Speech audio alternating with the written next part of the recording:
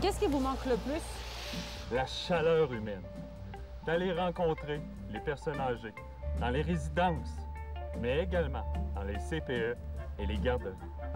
Avez-vous un message justement pour les gens qui ne vous croiseront pas cette année? Claudia, tu me connais, hein? Ben, je pense. Claudia, tu me connais, hein? Ben, je pense.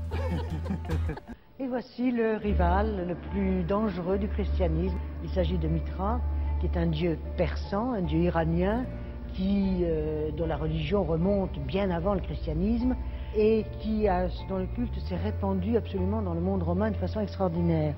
Alors, il est toujours représenté sous cette façon-là, c'est-à-dire avec un bonnet phrygien. Je suis toujours en constante évolution. On va se le dire, j'ai innové cette année et j'ai pas le choix. Alors, je vous propose ma toute nouvelle chaîne YouTube du Carnaval.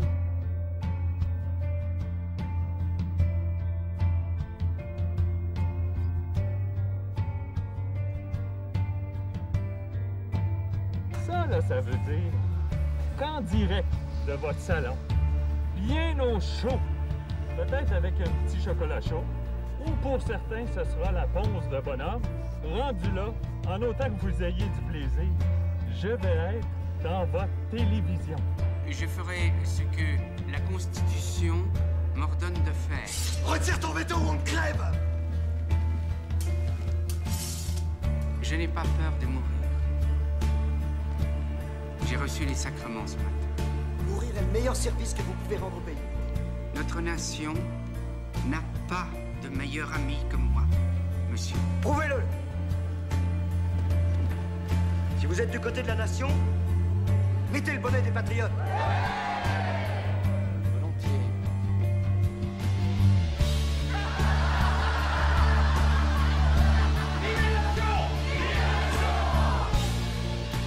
Vive la nation! Laissez passer le maire de Paris! Écartez-vous! Au fond, c'est comme si on avait pris 6 tours du palais et qu'on les avait divisés en comtés. C'est exactement ça. On a pris la quantité de blocs et on a divisé par 6. On a formé... Ouais, on a confiné le palais. C'est exactement ça. On a confiné le palais. Cet hiver pandémique est différent à tout point de vue pour les parents. Pour une des rares fois cet hiver, zéro grippe, zéro rhume, pas de gastro, pas de poux. Probablement que les mesures sanitaires font en sorte que les microbes et les virus se propagent moins au sein de l'école. Même les jeunes ont remarqué l'absence de malades. La grippe puis le rhume. Non. La pédiatre infectiologue Valérie Lamarre constate aussi qu'il y a beaucoup moins d'enfants malades. Ceci dit, elle rappelle que pour avoir un système immunitaire fort, on doit attraper certains virus. Est-ce qu'un système immunitaire qui n'a rien à faire, c'est comme mon chien, si ça n'a rien à faire et si ça se trouve des niaiseries à faire et ça cause des allergies, des maladies auto-immunes dans le futur. J'ai beaucoup aimé cette formule-là parce que d'habitude, c'est le même monde, on est toujours à la même place, tandis que là, c'était 6 quartiers différents, voire 6. C'était vraiment différent à chaque place, puis j'ai vraiment beaucoup aimé. Chaque tour, le tour de glace est pareil, c'est le décor à l'intérieur qui change, ça suit la thématique de l'endroit où elle est construite. C'est comme mon chien, si ça n'a rien à faire et si ça se trouve des niaiseries à faire. Le tout premier carnaval de Québec eut lieu en 1894. Québec entrait alors dans la légende des grands carnavals d'hiver. Le carnaval, tenu alors de façon sporadique, se voulait un heureux mariage de tradition, folklore et mardi gras.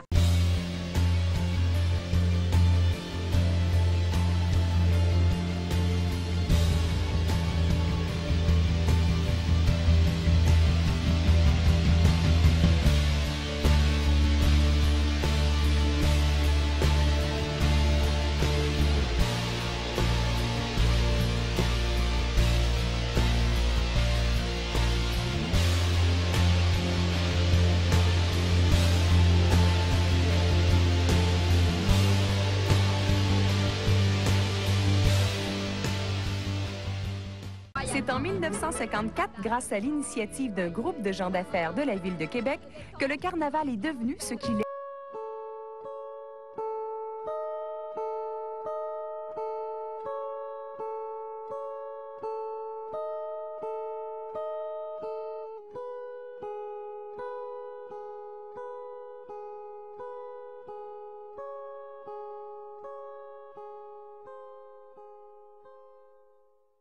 Ce festival d'hiver s'est rapidement affirmé comme un atout touristique majeur pour la région de la capitale. Les fabuleux bals ont toujours réussi à amuser les Québécois et leurs amis de partout à travers le monde. Ah, le plaisir de danser et rire jusqu'aux petites heures de la nuit. C'est comme mon chien, si ça n'a rien à faire et ça se trouve des niaiseries à faire. Il ne faut surtout pas oublier les défilés et la féerie des magnifiques chars allégoriques qui, il faut le dire, ont bien changé depuis. L'esprit de fête et la magie du carnaval a transcendé le temps. Avec les années, il est devenu le plus grand carnaval d'hiver et le 3e en importance après celui de Rio et de la Nouvelle-Orléans.